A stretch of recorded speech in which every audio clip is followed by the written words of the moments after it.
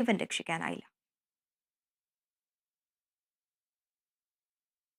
കോൺഗ്രസ് ജില്ലാ കമ്മിറ്റികളുടെ പുനഃസംഘടന ഉടൻ നടക്കാൻ സാധ്യത. പുതുതായി ചുമതലയേറ്റ KPCC ഭാരവാഹികളും AICC ഭാരവാഹികളും തമ്മിൽ നടത്തിയ കൂടിക്കാഴ്ചയിലാണ് പുനഃസംഘടന ചർച്ചയായത്. പുതിയതായി ചുമതലയേറ്റ KPCC ഭാരവാഹികളെ കഴിഞ്ഞ ദിവസം ഡൽഹിയിലേക്ക് വിളിപ്പിച്ചിരുന്നു.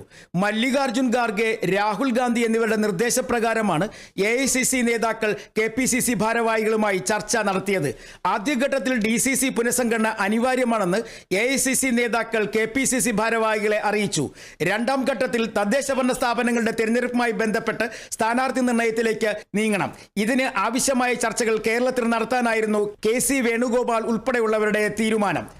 മുൻ KPCC അധ്യക്ഷന്മാർ, മുതിർന്ന കോൺഗ്രസ് നേതാക്കന്മാർ എന്നിവരുമായി ചർച്ച നടത്തി കോൺഗ്രസ് ജില്ലാ കമ്മിറ്റികൾ പുനഃസംഘടിപ്പിക്കാനാണ് തീരുമാനം. ജാതി സമവാക്യങ്ങളും ഗ്രൂപ്പുകളും ഒഴിവാക്കി പ്രവർത്തന മികവ്, പാർട്ടിയിലെ സ്വീകാര്യത എന്നിവ കണക്കാക്കി പുനഃസംഘടന മതിയെന്നാണ് AICCയുടെ നിർദ്ദേശം. ആദ്യഘട്ടത്തിൽ 10 ജില്ലാ കമ്മിറ്റികൾ അഴിച്ചുപണിയാനാണ് നീക്കം.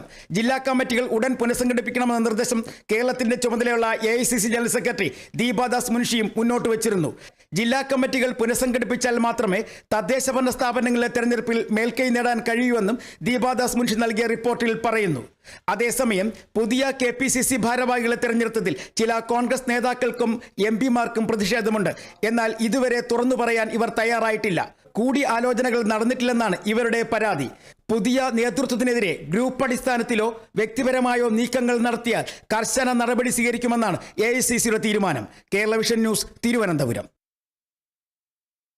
പോലീസിന്റെ അരീക്കോട് ആസ്ഥാനത്തെ രഹസ്യ വിവരങ്ങൾ ചോർത്തിയ 2 ഉദ്യോഗസ്ഥരുടെ സസ്പെൻഷൻ തുടരും. ഉദ്യോഗസ്ഥരെ തിരിച്ചെടുത്ത തൃശൂർ റിസർവ് ബറ്റാലിയനിലെ കമാൻഡന്റ് അടക്കം 3 ഉദ്യോഗസ്ഥർക്കെതിരെ അന്വേഷണം നടത്തും. നടപടിക്രമങ്ങൾ പാലിക്കാതെയാണ് സസ്പെൻഷൻ പിൻവലിച്ചതെന്ന് കണ്ടെത്തിയാണ് നടപടി. സസ്പെൻഡ് ചെയ്തവർക്ക് മെമ്മോ പോലും നൽകാതെ തിരിച്ചെടുത്തതിന് പിന്നിൽ ആസൂത്രിത നീക്കം നടന്നതായാണ് കണ്ടെത്തൽ. രഹസ്യ വിവരങ്ങൾ ചോർത്തി നൽകിയെന്ന റിപ്പോർട്ടിന്റെ അടിസ്ഥാനത്തിൽ ഹവിൽദാർ മുഹമ്മദ് ഇല്യാസ്, പയ സെബാസ്റ്റ്യൻ എന്നിവരെയാണ് സസ്പെൻഡ് ചെയ്തത്. ഇവരുടെ സേവനം